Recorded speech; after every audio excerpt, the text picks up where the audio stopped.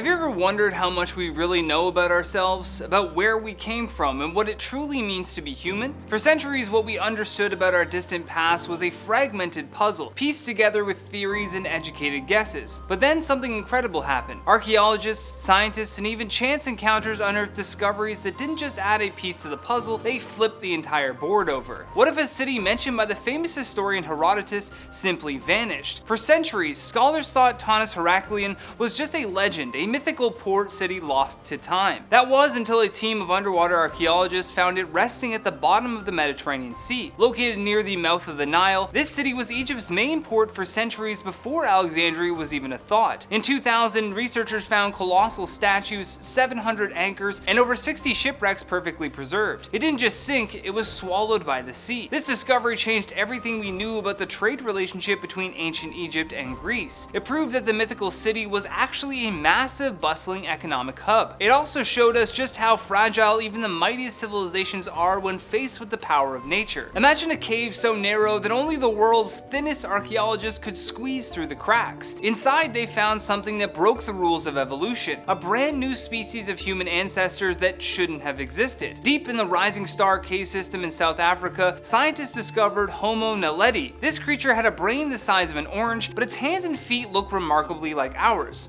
The most shocking part? There's evidence that they may have intentionally buried their dead in the dark recesses of the cave, a behavior we thought was reserved only for modern humans with much larger brains. Homo naledi forced us to admit that the path to being human wasn't a straight line. We weren't the only ones with complex rituals, and small brain doesn't necessarily mean primitive. We've all heard that Columbus discovered America in 1492, but what if I told you that a group of Norse sailors beat him to it by nearly 500 years? For a long time, the Vinland sagas were treated like tall tales, until a tiny bronze pin was found in Newfoundland, Canada. In 1960, archaeologists discovered the remains of an 11th century Viking settlement. They found sod houses exactly like those in Greenland and Iceland, along with evidence of ironworking, the first of its kind in North America. This discovery completely rewrote the history of global exploration. It proved that the Atlantic was crossed way earlier than we thought, and that the Vikings weren't just raiders, they were sophisticated transoceanic explorers who managed to build a home in the New World half a millennium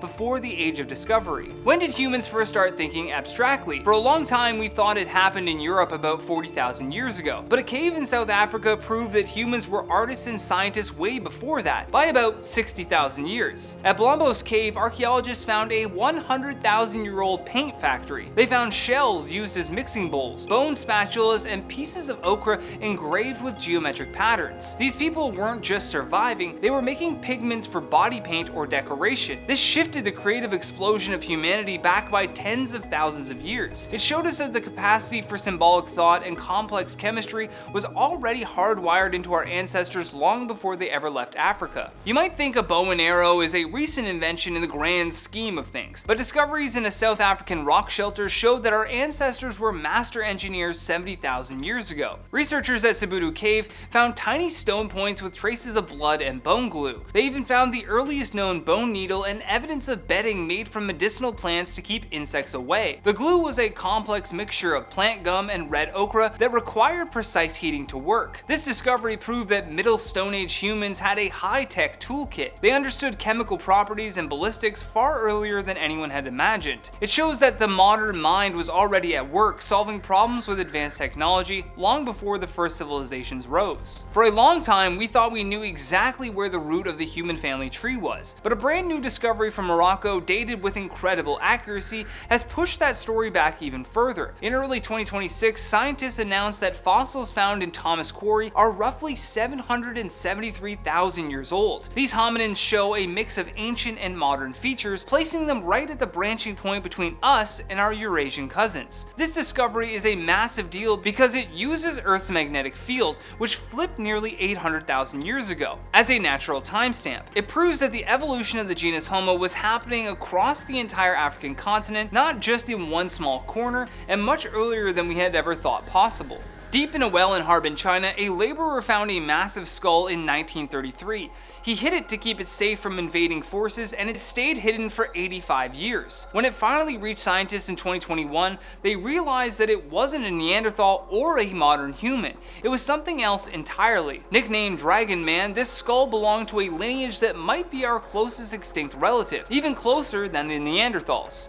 He had a massive head, square eye sockets, and huge teeth, but a brain in size similar to ours.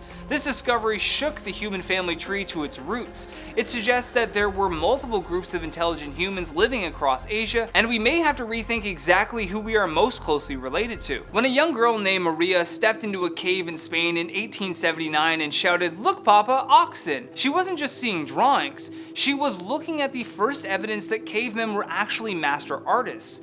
At the time, experts refused to believe the paintings of bison and horses were real. They were just too good. Critics actually accused the discoverer of hiring a modern artist to fake them. It took 20 years for the scientific community to apologize and admit that they were wrong. Altamira changed our entire perception of our ancestors. They weren't primitive brutes, they were people with an incredible eye for color, movement, and beauty. It proved that the human soul and the need for art have been within us from the very beginning. What if a single partial skeleton could tell us a foundational story about what it means to be human? That's the legacy of a small hominid nicknamed Lucy. Discovered in 1974 by Donald Johnson and Tom Gray in the Afar region of Ethiopia, Lucy is arguably the most famous hominid fossil. While only about 40% complete, her skeletal remains, particularly her pelvis, femur, and tibia, provided undeniable evidence that she walked upright habitually, even though her brain size was still relatively small, comparable to a chimpanzee's. This discovery was a game changer. For a long time, it was debated whether large brains or bipedalism came first in human evolution. Lucy provided strong evidence that walking upright was a critical early adaptation, preceding the significant increase in brain size. This fundamentally shifted our understanding of human origins, showing us that our ancestors were walking on two legs millions of years before they developed the large brains we associate with modern humans. Lucy showed us that the journey to humanity was a complex mosaic of traits evolving at different times, with bipedalism being a crucial first step that opened up new possibilities for survival and adaptation. Imagine a place so rich in the relics of our deepest past that it earned the nickname the Cradle of Mankind. Our number one spot goes to a series of monumental discoveries in one incredible location that utterly transformed our understanding of human evolution. For decades, the Olduvai Gorge in Tanzania has been an unparalleled window into early human history, primarily through the tireless work of Louis and Marie Leakey and their family. Starting in the 1930s and continuing for many years, the discoveries have provided irrefutable evidence for the African origin of humanity and the incredible antiquity of human toolmaking. Most crucially, the consistent finding of very primitive stone tools, known as Oldowan tools, dating back as far as 2.6 million years ago. It proved that hominins were crafting tools much earlier and for a much longer period than previously conceived. The collective discoveries of Olduvai Gorge provided concrete proof that early humans evolved in Africa, demonstrating the sequence of bipedalism, tool use, and eventually larger brains. It pushed back the timeline for human ancestry by millions of years and established Africa as the central stage for the earliest chapters of the human story. It didn't just add a piece to the puzzle, it built the entire foundation upon which our understanding of human evolution now stands. It truly changed everything that we thought we knew about where we came from. From the paint studios of 100,000 years ago to hidden DNA in our own cells, these discoveries prove that the more we dig, the more we realize how connected we are to the past. It's not just about bones and stones, it's about human spirits that drive to create, explore, and survive. Which of these discoveries shocked you the most? Make sure you let me know in the comments down below. For now, I've been your host, Johnny Rogers, and I'll see you on the next one.